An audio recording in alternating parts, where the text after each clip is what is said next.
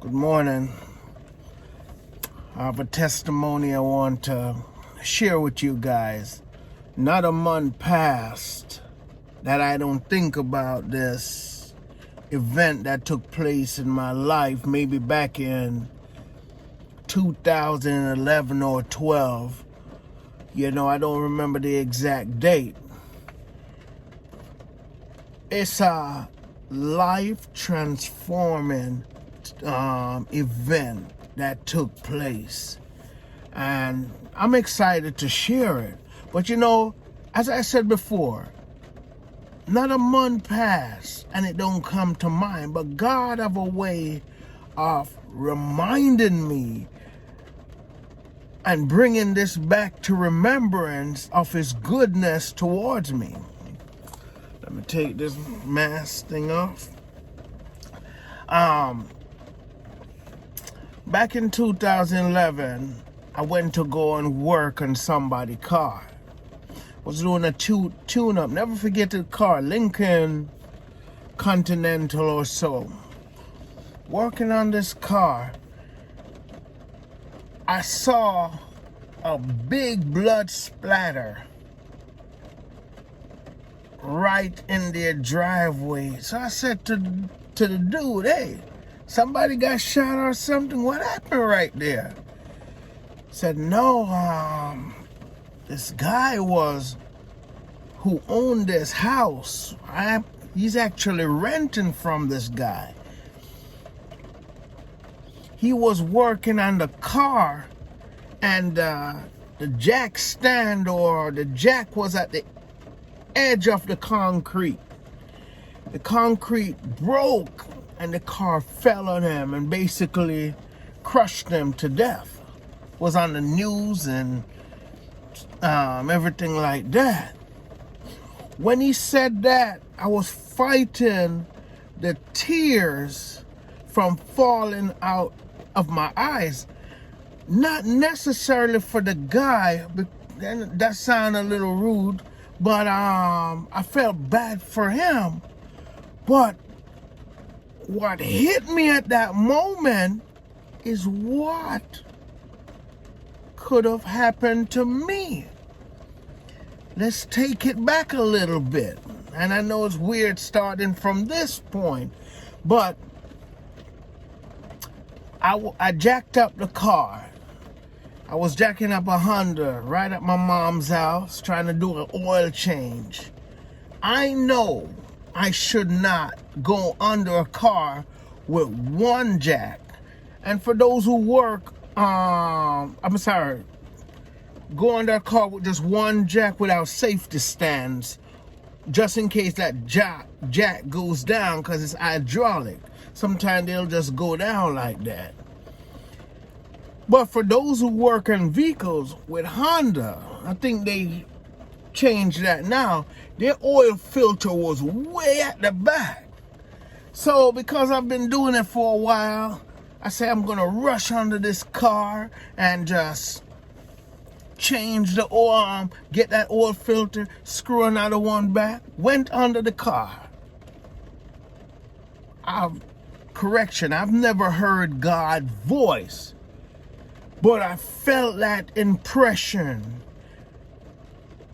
get from under this car. I knew it was God. I said to my friend who was sitting right there, Henry, I feel like God telling me to get from under this car.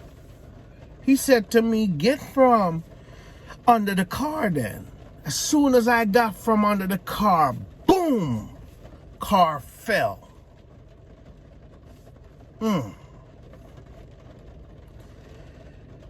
Car fell. I stood for a minute and I looked. But it's crazy how we are as human beings. I should have fell to my knees and give God glory for delivering me from death. Not only sin, but death. And he was merciful to me, even though I didn't follow proper procedure. God still was good to me. That's why I tell your friends, I don't care who like me or who don't like me. As long as I'm right with God, that's what I care about, because God been so good to me. Now, if someone don't like me because of the evil I'm doing, I care. I care. I don't ever want to offend people purposely. But when people just don't want to talk to you and don't want to be around you, who cares? God is good. But I went back to work.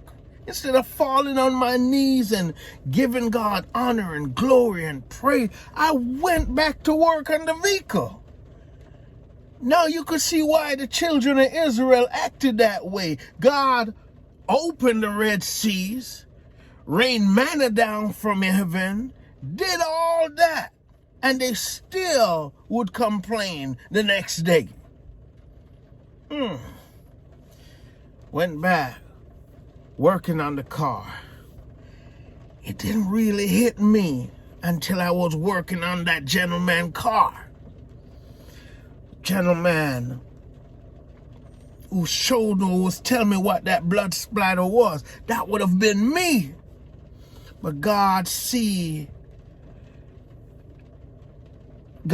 knows why He has given me another opportunity to live. Because that would have been me. But God rescued me. Didn't stop there. Working in security at the college, and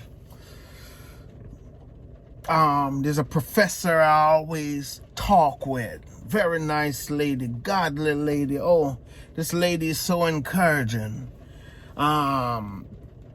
So we would talk, and she would encourage me to go back to school, and we had good conversation. Every time she's leaving, I would walk her to her car, and we'd talk about the Bible, talk about God, and she opened up to me and said, I went through a horrible time. My husband passed away. Now, this is like 10 or 9 years after the event that took place in my life. She said her husband passed away, and it's been hard just facing this life without him. But God been good to her, and God has given her peace and building her faith to depend on Him more. Okay. I said, oh my, how did your husband die? She said, my husband was a master mechanic. He fixed everything. Till one day he went under the car. The car fell on him and boom, killed him. I stood there quiet. Stood there. Said, God, what you're saying to me is to redeem this time. We have a short time. As a matter of fact, worrying cut your lifespan down. As a matter of fact, our lifespan is about for women is probably 70 years, and for man is a little bit less. Worrying cut that down. Stress cut that down. Drugs and addiction cut that lifespan down. But guess what? Life is already short. All those stress and anxiety and addiction and all that, we give ourselves over to shorten that life that is already short. And all the accident that can happen. As a matter of fact, COVID is not the number one killer. I believe it's heart disease, and then come diabetes and cancer, and all these things are already will cut your life short. For me to spend my days, my short days, to worry about things I have no control over, to worry over who don't like me from who does, I can't do that. Or at least I could say I can't do that anymore. It doesn't make sense. God spared me, and then he sent people. There's other people have told me, a matter of fact, not too long ago, maybe 2 months ago, where someone told me that a car fell on an individual and killed them. But I'm saying, God keep on reminding me, Rich, get it together, man. Get it together. Reach people for my sake. Go all out for me. And watch God's power and deliverance in my life. God is saying, go all out for him. The Bible said, seek ye first the kingdom of God, and everything else will be added. The Bible said, nothing good will he withhold from those who love him. The Bible said, blessed is the man that walketh not in the counsel of the ungodly. God said in John chapter 7, one of my favorite verses, said, abide in me, abide in my word, ask what you will and it shall be done. But there's a prerequisite. Just like when you're going to college, God said, hey, I put life and death in your hand. Then he told you what to choose. Choose life. Choose life.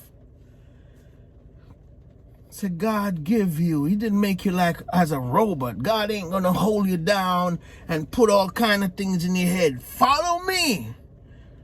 No, God give you a choice, even as a believer, whether you're gonna go all out for him or you're gonna be lukewarm. There's a song we used to sing in the youth group when we was kids. It said, I don't wanna be a casual Christian. I don't want to live a lukewarm life.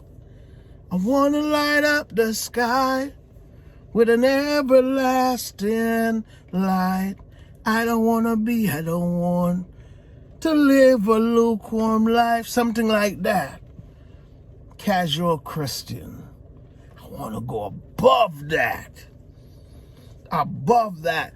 I have another testimony. But I'm trying to keep these videos under 15 minutes. I am terrible at time. So I'm going to stop it here, post this one, then start another one, because I don't like this all editing stuff. I'm not good at it. But hey, like, subscribe, comment, let's encourage the Christian community to go all out for his sake. Love you guys, but God love you more. Have a good day.